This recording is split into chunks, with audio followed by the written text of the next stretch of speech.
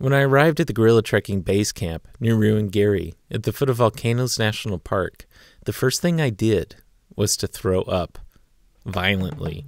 You see, in Rwanda, drivers believe they're behind the wheel of race cars, not near-death imports on bad roads.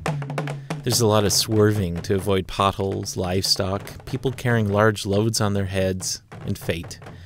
I get carsick. 720 of the mountain gorillas in the world. This is John. He's our guide to visiting the mountain gorillas. But now, the number is increasing. Okay, here I have the pictures for the group we are going to see.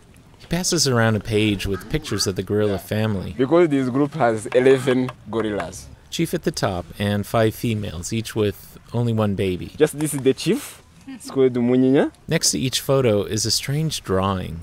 Ugly T and Y shapes. The sign is called the nose print. Help us to identify ancient gorillas in the forest. I have to admit, I'm a bit disturbed by the use of a nasal index. By the nose? Yes, by the nose. Nose print.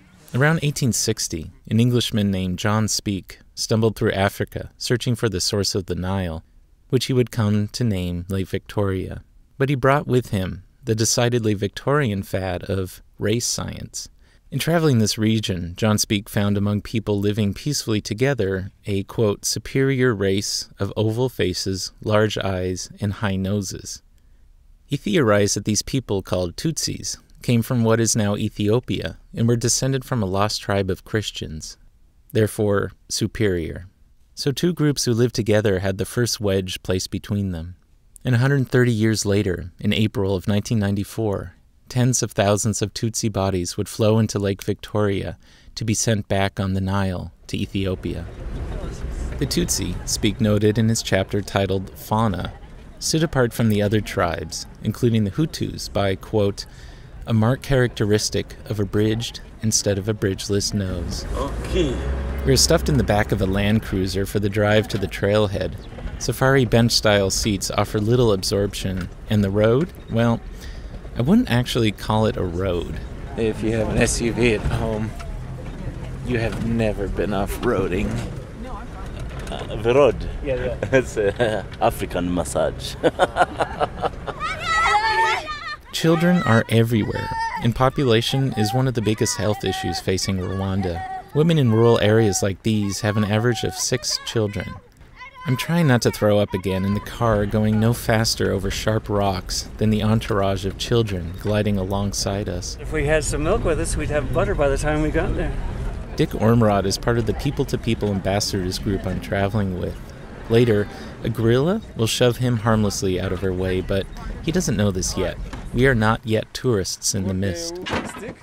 When the car can go no further, we walk. Now, if you are ready, let's go. We walk through farms and fields till we get to a stone wall, the border of the forest. Before entering, we get the safety speech, including how we should thump on our chests if the gorilla charges. Sometimes the silverback can charge. When the silverback charge, just beat on the chest. Just you stay in the same place. Don't move, don't run. If you run, it's not good. We also get a language lesson on how to speak gorilla. It's me. It's just to make happy, to make a girl happy. Yeah. We climb the stone wall and enter into the dense forest. It's so dark and mysterious under the canopy I call Frodo? Gandalf? The trackers look at me funny.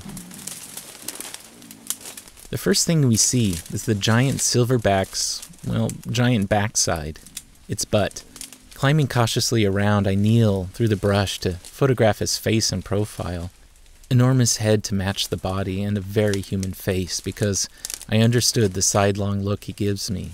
I've given it before. It's universal. You've interrupted my nap. Then a baby gorilla tumbles towards him, somewhere between somersaulting and spinning. It's hard to tell, just a dark ball of happy fur. The chief then puts his enormous human face in his enormous human hand. The exacerbation and sigh are human too. Great.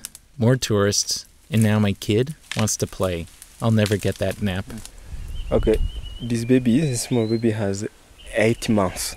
And another one, you have seen up there, has 1 year and 2 months. What are the names?